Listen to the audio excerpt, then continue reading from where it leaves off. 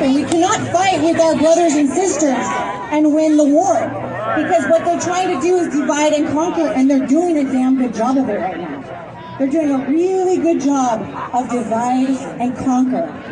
So my message is really, and this is the most difficult thing to do. When I come to rallies in Huntington Beach and we have Back the Blue on one side and we have BLM on the other side, guess where I spend my time? No, I spend my time on the BLM side talking to all of them, asking them why they believe what they believe, asking them where they got that belief system, asking them why they feel so oppressed, asking them their life experiences and what brought them to the place that they are at today. Because most of them don't even know what they're fighting for. So it's really, really easy to have a conversation with them and talk to those people and actually get them to kind of question their own belief system. You won't believe how easy it is to get them to question their own belief systems if you find ones that are open to just having a conversation. Now that can be a challenge. Finding ones that are open to have a conversation can be a challenge. But once you do, I had 10 people, 10 BLM surrounding me at the last Back the Blue rally. I wasn't sure if I was going to get murdered or if, we were going to be able to chat. At first they were a little bit hostile, but then they just kept asking me, why are you over here? What are you doing on our side of the fence? And I'm like, because I want to understand where you're coming from so that we can find common ground and understand that our enemy is not me and you, it's not each other. Our enemy is above us, and our enemy is a spiritual enemy. The sad part about most of the people that I do talk to is that most of them aren't spiritual at all.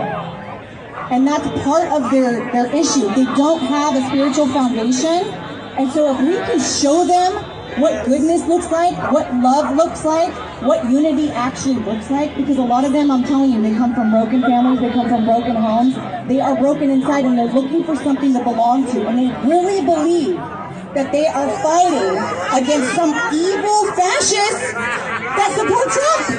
That's what they believe, because that's what they've been conditioned to believe. You understand that? We need to start the unbrainwashing and the unconditioning of these souls that are lost souls. They're really just lost souls, okay? So I just really want everybody to believe in that, okay?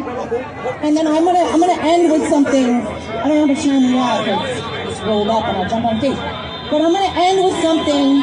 How many of you understand what's going on over in Hong Kong? Does anybody understand what's going on over in Hong Kong?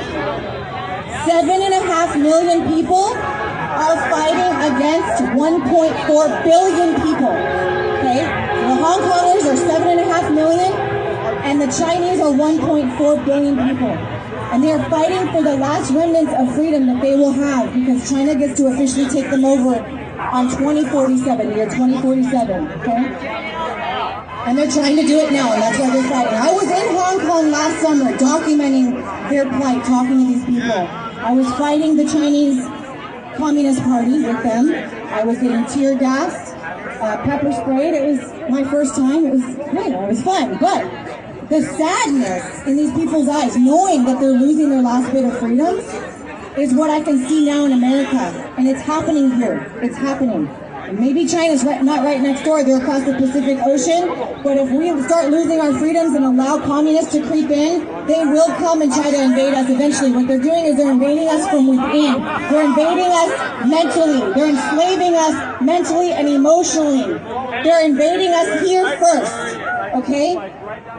We have to remember that. And they're doing a perfect job of dividing us, okay? And what I want you to just remember is our God-given freedoms are from God, okay? The Chinese Communist Party are all atheists. They will not allow you to have a God when they take over, and that's one reason why the Hong Kongers are fighting so hard. They will not be allowed to have a belief system once they get taken over by Communist China, okay? We need to fight with tooth and nail. Everything that we have, we need to fight for every last freedom that we have here. There were two things that the Hong Kongers told me. Most of you haven't heard this yet, so I'm going to tell it again. There are two things that the Hong Kongers told me when we were there for 9 days documenting what they were doing. Number one is they wished to God that they had a Second Amendment. Okay? The Second Amendment is the reason why we don't get taken over, because there's a gun behind every blade of grass in America. because of that is why we are so secure. We cannot give up not even 1 inch of our Second Amendment. I don't care what size magazine you have. I don't care what kind of gun you have. I don't care how many you have. We shall not be infringed on our Second Amendment. It actually says, shall not be infringed, and we are allowing it. Especially in California, we are allowing our Second Amendment to be infringed. Okay, that's one thing that the Hong Kongers told me when they were there. The second thing that they told me